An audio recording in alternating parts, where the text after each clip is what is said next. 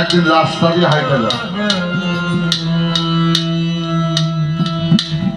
একটা কুষ্ঠবেদিতে আক্রান্ত একটা রোগী, তার সমস্ত অঙ্গে পচা ঘা,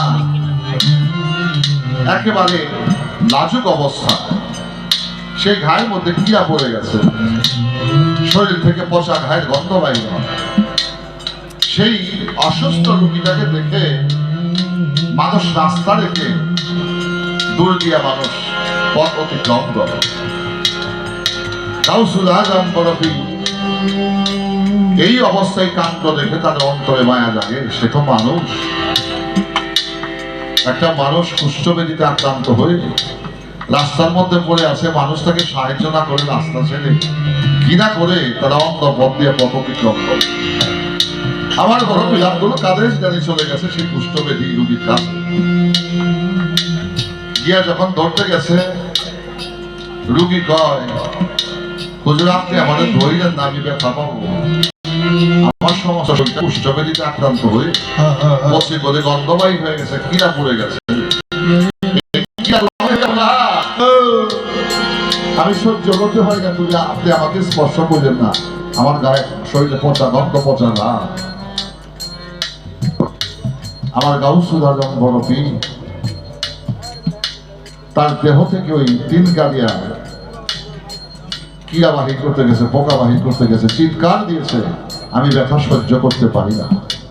আমার বরফি আব্দুল কাদের জিলানী জীবের প্রতি এমন মায়া মমতা, নিজের জীব বাড়িয়া সেই কিরাকে যখন উঠাইতে গেছে, বরফি সব হুজুরের জিব্বাটা লাগার সাথে সাথে ওই রোগীটা 16 বছরের যুবকের মেয়ে হয়ে গেছে। তখন বরফি আব্দুল কাদের জিলানী জিজ্ঞেস করে, বাবা তুমি কে? আমি তোমার দেহের জিব্বা লাগানোর সাথে সাথে তুমি 16 বছরের যুবক হয়ে গেল, কারণটা কি? তখন সেই ব্যক্তি বলছে, আমি কোন সাধারণ ব্যক্তি নই, আমি হচ্ছি সেই মোহাম্মদী দ্বীন ইসলাম। আমাকে এই যুগে এসে এজিদি মাফিয়া, খারিজি, ওহাবি ক্ষত বিক্ষত করে আমাকে কুষ্ঠব্যাধিতে আক্রান্ত করে ফেলেছে। আমি সেই দ্বীন ইসলাম। হে মুরব্বী আব্দুল কাদের জিলানী, আপনার দেহের সংস্পর্শ, পবিত্র স্পর্শ পেয়ে আমি ইসলাম আবার পূর্ণ জীবন লাভ করলাম। সেদিন বড় বিশ্বের একটি নাম রাখা হয়েছিল মহিউদ্দিন। এই মহিউদ্দিন শব্দের তাত্ত্বিক অর্থ হচ্ছে ইসলামের পূর্ণ জীবন দান জানা। বাজান ওলিয়া ওলিয়া এই বাজার ধর্মটাকে বাঁচায় রাখছে। যারা ধর্ম নিয়ে ব্যবসা করে তারা কখনো ধর্মকে বাঁচায় রাখতে পারবে না।